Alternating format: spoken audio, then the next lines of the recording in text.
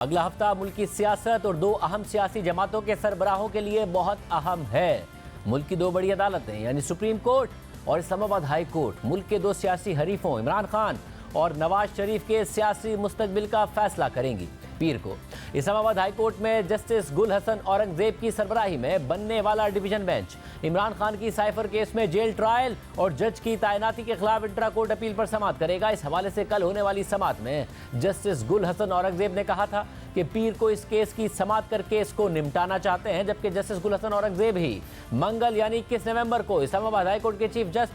Justice Aamir Farooq की सरबराही में बनने वाले डिवीजन बेंच में नवाज शरीफ की नैब केसेस में सजा के खिलाफ अपीलों पर समाअत करेंगे। ये अपीलें एवन फील्ड और अल अजीजिया रेफरेंस केस में सजाओं के खिलाफ दायर की गई थी और अगर इन दोनों अपीलों में नवाज शरीफ के हक में फैसला आ जाता है तो इससे उनके 8 फरवरी को होने वाले इलेक्शन में हिस्सा लेने की राह हमवार हो जाएगी। इसलिए ये समाअत अहम होगी। नवाज शरीफ की वतन वापसी के बाद से जिस तरह उनको केसेस में रिलीफ मिल रहा है उससे ये तासुर भी सामने आया है कि उन्हें अदालतें फौरी और स्पेशल रिलीफ दे रही हैं, जिस पर उनके सियासी हरीफ यानी पीपल्स पार्टी उन्हें लाडला प्लस और पीटीआई सुपर लाडला करार दे रही है, जबकि नून लीग का कहना है कि नवाज शरीफ के साथ ज्यादती हुई थी और उसका इजाला किया जा रहा है। इसके अलावा तहरीक इंसाफ के चेयरमैन इमरान खान ने साइफर केस में जमानत की दरख्वास्त ट्रायल कोर्ट और फिर इस्लामाबाद हाई कोर्ट से मुस्तरद होने के बाद सुप्रीम कोर्ट से रुजू किया था और अगले हफ्ते यानी 22 नवंबर को इस अपील पर भी समाअत होने जा रही है। बुध को सुप्रीम कोर्ट में इमरान खान की साइफर केस में जमानत खारिज करने और फर्द जुर्म की कार्रवाई का लदम करार देने की दरख्वास्त पर समाअत होगी।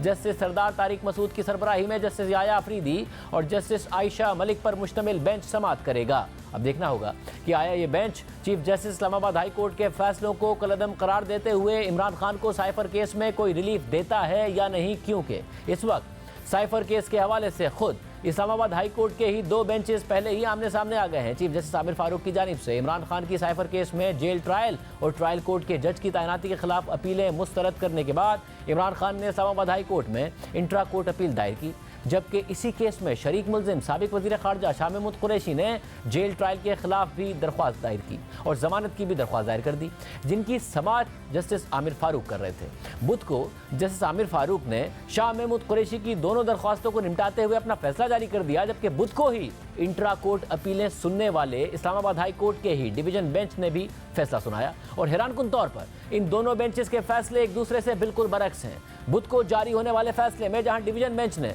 साइफर केस के जेल में होने वाले ट्रायल पर सवालात उठाए, जेल में होने वाले ट्रायल जिसमें ना अवाम को शिरकत की इजाज़त थी ना मुल्जिमान के अहले खाना को उसकी कार्रवाई की कानूनी हैसियत पर सवालात उठाए, तो वहीं इस्लामाबाद हाई कोर्ट के चीफ जस्टिस आमिर फारूक ने अपने फैसले में इस केस में दोनों मुल्जिमान के जेल ट्रायल को जवाब फराहम किया। जस्टिस मियां गुल हसन औरंगजेब ने अपने सवालात के जवाब ना मिलने तक साइफर केस में ट्रायल कोर्ट को मजीद कार्रवाई से रोक दिया और इस हवाले से 2 दिनों के लिए हुक्म इम्तना भी जारी करके ट्रायल रोक दिया और बाद में इस हुक्म इम्तना में 5 दिन की तौसीह भी कर दी। लेकिन दूसरी तरफ जस्टिस आमिर फारूक ने ट्रायल कोर्ट को 4 हफ्तों में कार्रवाई मुकम्मल करने का हुक्म दे दिया। ये दोनों फैसले एक ही दिन जारी हुए थे, एक ही अदालत से जारी हुए थे, अलग अलग बेंचेस थे और इन दोनों फैसलों में जजेस ने साइफर केस के जेल में होने वाले ट्रायल और इस ट्रायल के जेल में होने की वजह से लोगों की शिरकत ना होने पर अपना अपना मौक़िफ़ दिया था। लेकिन एक बात जो दोनों बेंचेस ने वाज़ेह की वो ये थी कि साइफर केस का जेल ट्रायल का मतलब इन कैमरा ट्रायल नहीं है। Chief justice Islamabad high court justice Aamir Farooq ने शाह महमूद कुरैशी की दरख्वास्त पर अपने फैसले में वाज़ेह किया था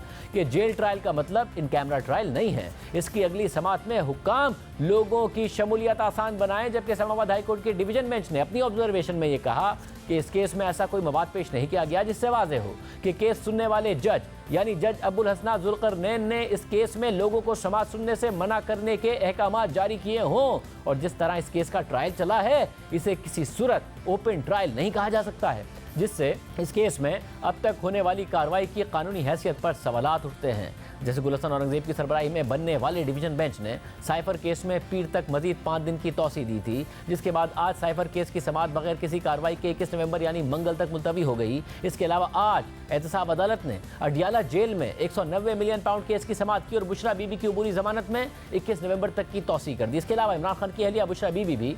इस्लामाबाद हाई कोर्ट के चीफ जस्टिस आमिर फारूक पर अदम एतमाद का इजहार कर चुकी है। गुज़िश्ता हफ्ते इमरान खान की अहलिया ने उनसे जेल में अलहदगी में मिलने की दरख्वास्त दायर की थी, जिसकी कल जस्टिस आमिर फारूक ने समाअत की, लेकिन बुशरा बीबी ने जस्टिस आमिर फारूक पर ही अदम एतमाद का इजहार कर दिया और दरख्वास्त की कि यह अपील किसी और बेंच के सामने मुकर्रर की जाए।